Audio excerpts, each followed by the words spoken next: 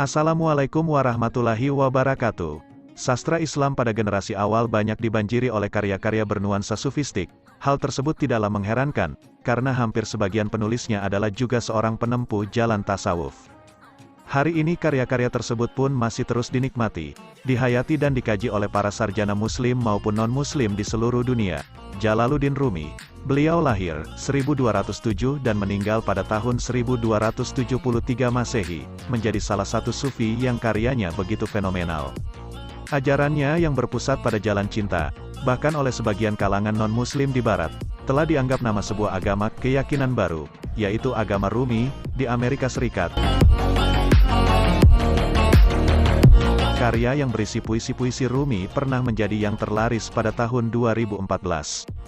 Seorang penyanyi sekelas Beyonce pun menamai anaknya Rumi. Mungkin tak lain terinspirasi oleh Jalaluddin Rumi itu sendiri. Manawi menjadi salah satu buah karya monumental Sang Maulawi. Di dalamnya kita bukan hanya akan menemukan untayan kata-kata romantik saja, namun juga mencerminkan kematangan dan kearifan perihal kehidupan.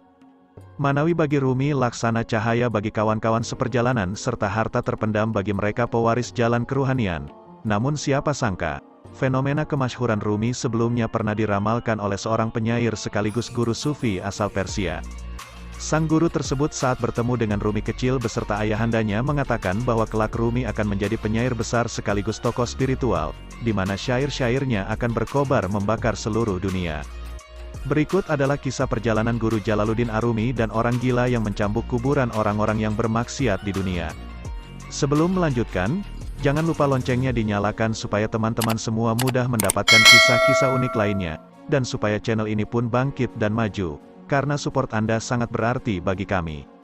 Nama guru Rumi yaitu Fariduddin Attar. Beliau merupakan sang pujangga besar dalam tubuh Islam yang karyanya juga tak kalah hebat dari muridnya sendiri, Rumi. Nama lengkap beliau adalah Abu Hamid Muhammad bin Ibrahim.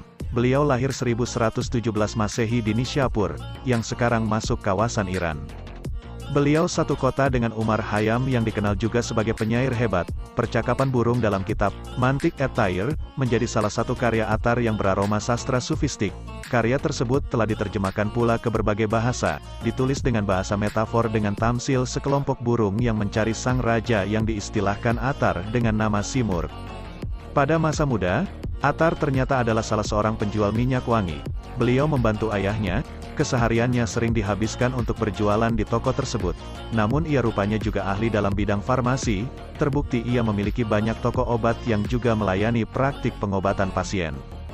Mungkin hari ini Attar muda semacam apoteker yang menyediakan racikan obat-obatan, meski namanya akhirnya lebih dinisbatkan sebagai penjual minyak wangi yaitu Attar, yang diartikan penyebar wewangian. Awal mula perjalanan hidup seorang sufi terkadang memang penuh keunikan.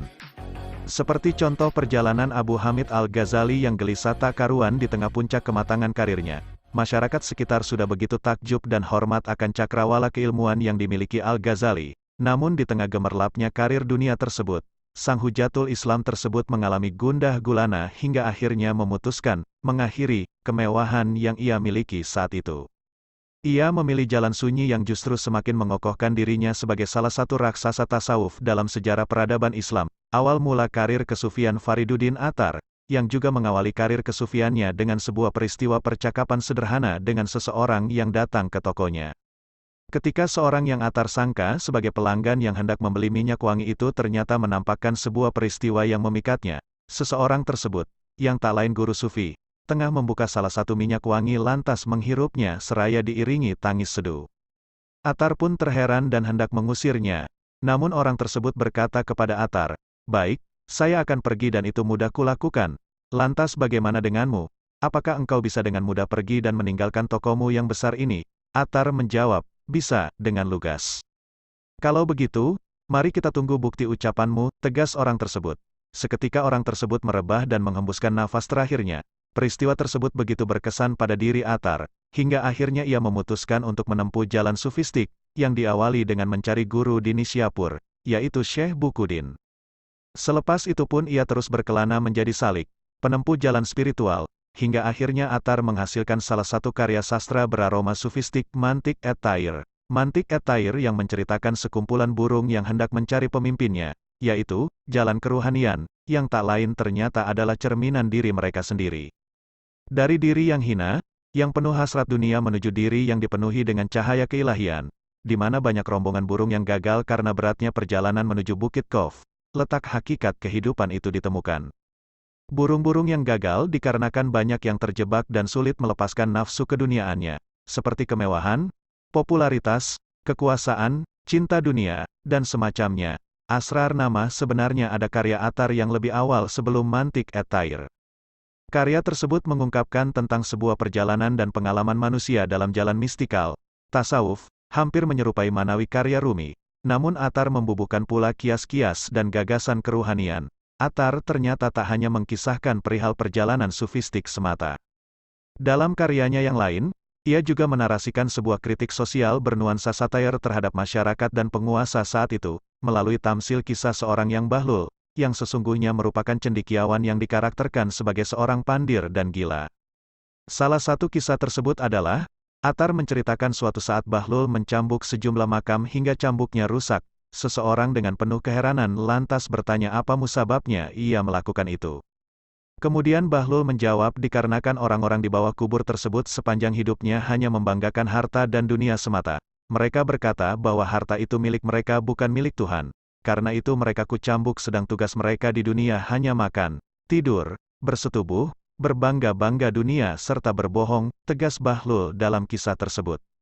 Musibah Nama dalam karya yang lain, Attar mengkisahkan seorang sufi yang melakukan perjalanan ruhani, bertahanus selama 40 hari, mengurangi segala hasrat jiwa lahiriah seperti makan, minum, tidur sekaligus diiringi dengan zikir dan bertafakur. Yang pada akhirnya, orang tersebut menemukan kebenaran hakiki dalam jiwanya sendiri, karena sesungguhnya, perjalanan para sufi adalah perjalanan dari diri ke diri, perjalanan dari diri badaniah ke diri ruhaniyah atau perjalanan meraih kesejatian hidup. Banyak karya Attar yang menginspirasi para sastrawan setelahnya, bukan hanya dalam kesusastraan Islam semata, namun juga di belahan Eropa.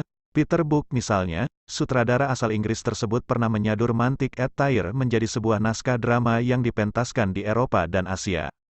Melalui berbagai karya sastranya, Attar banyak menarasikan, tak jarang dalam bentuk kiasan, perihal hakikat kehidupan serta sebuah proses perjalanan spiritual yang harus ditempuh bagi mereka yang ingin mencari kebenaran yang hakiki. Tahapan-tahapan yang harus dilalui seorang hamba dalam meraih kedekatan dengan yang hak. Diperkirakan Attar meninggal pada tahun 1230 dan makamnya ditemukan pada tahun 1862. Di batu nisannya tertulis di dalam tokonya yang merupakan sarang para malaikat, langit bagaikan botol minyak wangi yang begitu semerbak harumnya aroma sitrun. Walau alam, hanya sekian saja, jangan lupa di like dan subscribe agar channel ini terus maju dan berkembang, karena kami sangat membutuhkan dukungan dari sahabat semua. Semoga kita bisa mengambil pelajaran dari video ini, jangan lupa dibagikan juga video ini kepada teman-temannya, supaya kita tahu dan sadar untuk semakin memperkuat iman kita. Wassalamualaikum warahmatullahi wabarakatuh.